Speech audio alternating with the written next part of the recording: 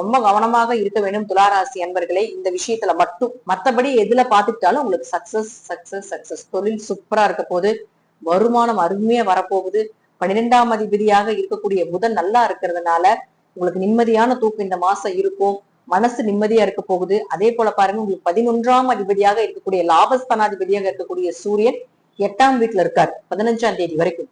அதுவும் விபரீத ராஜயோகத்தை கொடுக்கும். மறைவாக இருந்து பணத்தை சம்பாதிக்கக்கூடியவர்களுக்கு எல்லாமே இந்த சேர்க்கை 15ஆம் தேதி வரைக்கும் சூப்பர்.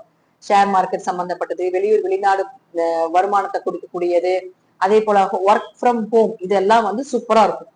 அதே 15ஆம் தேதிக்கு மேல பாத்துட்டீங்கன்னா இந்த சூரியன் 9ஆம் வீட்டுக்கு சூரியனும் புதனும் சேர்ந்து புதாத்திய யோகமாக வேலை செய்ய ஆரம்பிச்சிடும்.